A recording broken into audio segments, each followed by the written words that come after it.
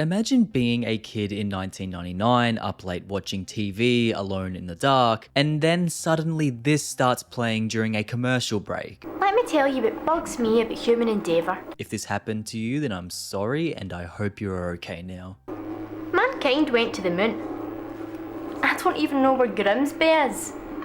The world of video game advertisements is a diverse one. The vast majority of them are forgettable gameplay montages or vapid cinematic trailers that the final game rarely delivers on. But every now and then you get a gem like the Halo 3 Believe commercial or the Gears of War Mad World trailer. And then of course you have the ones that are just insane. The strangest ones that immediately come to my mind include the PS3 Baby Doll ad, the Resident Evil 4 zombie breastfeeding ad, and the Game Boy Micro animal testing ad, just to name a few. Watching those three in a single sitting alone is more than enough to ruin a quiet night at home. This is nice. I don't see what all the fuss is about this one.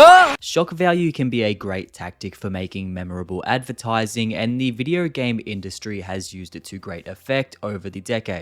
Most of the time, it doesn't even matter if a commercial is accurately advertising the product it's selling. If it's weird enough for people to remember, then arguably it's achieved its main purpose. I mean, you can't seriously tell me that Nintendo expected people to watch a mouse hump a Game Boy Micro and feel compelled to go out and purchase a console afterwards. If it did, then what's wrong with you? Yes, this will fix my pet mouse's performance issues. I'll be breeding baby mice in no time. But hey, mad respect to Nintendo, they had some balls back in the day. Shame all they seem to do now is refuse to re-release the old games that we actually want to play. Yes, there have been some very strange video game advertisements over the years, but there is one in particular that has always stuck with me ever since I first saw this image of a strange Scottish alien girl. I'm of course talking about the 1999 PlayStation television advertisement simply titled Mental Wealth. Sony has never shied away from implementing extreme and shocking advertising methods to try and sell PlayStations. These sick bastards slaughtered an actual goat to promote God of War 2. What won't they do to get a DualShock controller in your hands? Yet despite a vast history of genuinely crazy marketing stunts, the Mental Wealth ad has continued to stand out as the strangest for me personally. So what actually happens in this video that makes it so weird? Well, to put it simply, the advertisement is basically a short 40-second something video of a young girl with a heavy Scottish accent, pigtails, and geez, I don't know, a huge deformed head, sitting in a room that looks like a setting out of the back rooms, talking about something called mental wealth, among other things. Land on your own moon. I don't know, she says something about the human endeavor, mankind going to the moon, not knowing where Grimsby is, landing on your own moon, and then someone talks off camera and she starts laughing.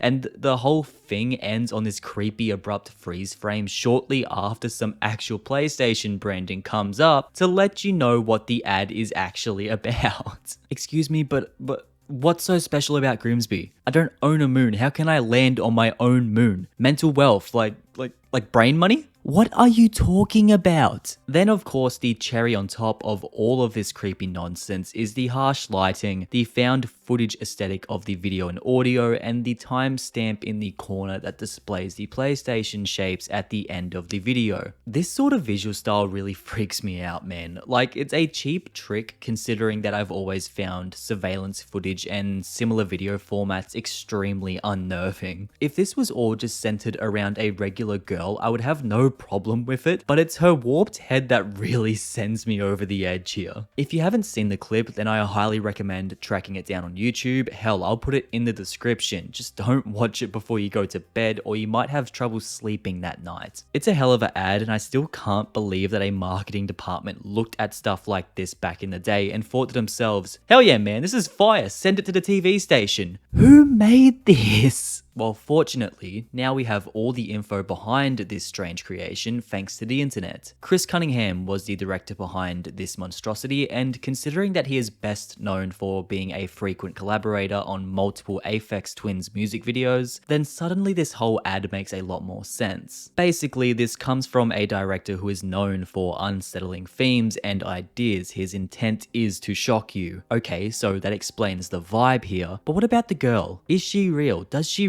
really look like this? Well, yes, she is real, but of course, this isn't what she actually looks like. Her name is Fiona McLean and she is an actress, although I've read that she mostly works as a photographer nowadays. She was 17 years old when she filmed the ad after being presented with it through an extras agency. From the sounds of it, the whole shoot was relatively normal, apart from some mystery behind the fact that McLean didn't know exactly what she was going to look like in the final product, considering that she was covered in mocap dots for the whole thing. The deformed look that she sports in the final commercial is a digital effect. I mean, it's obvious now, of course, but according to McLean, apparently there were people that believed that this strange alien Scottish girl that she played in the commercial was actually real. It's a brilliant effect, but it is of course extremely unsettling. The effect was so disturbing that the ad did cause a bit of a media frenzy for a while, with paparazzi swarming McLean's house, and she even got interviewed by BBC News. McLean definitely got her 15 minutes of fame from this spot, and she got a pretty nice payday of £8,000 for the part. She's definitely the winner of this story. Of course, it's easy to look back at this project and laugh now, considering that we know everything about it, but I'm sure back in the day when this came out, there were more than a few urban myths around it. Imagine seeing this commercial once on TV and then trying to explain it to your mates at school the next day. You just wouldn't be able to do it without sounding like an insane person. Ads like this really thrived in a pre-internet era when you couldn't just find out everything about an ad you saw on TV after a quick Google search. People talked about these things and it only placed more momentum behind advertising campaigns. That's how these campaigns really thrived, word of mouth. If people are talking about the PlayStation ad this much, then there must be something special about that console. Maybe I should buy one. Nah man, people were just trying to decipher what the hell mental wealth was.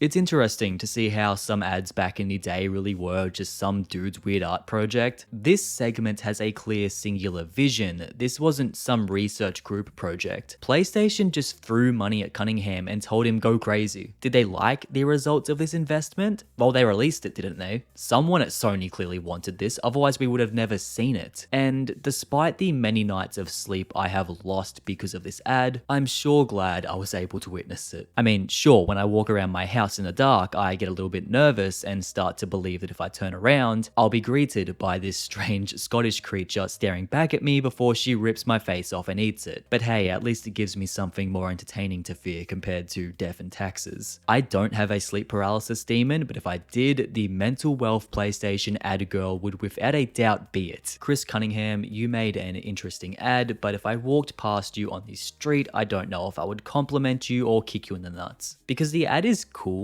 but I also need compensation for my trauma. Honestly, anyone who watches this ad should be given a free PlayStation. I don't want to give you any more money, Sony. You should be paying me to sit down and watch this trauma bait. Anyways, guys, that's gonna do it for this video. Now, I want to hear what you all think of mental wealth. Did you catch this ad when it originally aired on television, or did you discover it years later like I did? Do you find it as deeply unsettling as I do, or do you think I'm just being dramatic? Give me all of your opinions in the comments below. As always, guys, thank you for watching. It means the world to me. Stay safe, look after yourselves, and I'll see you all in the next video.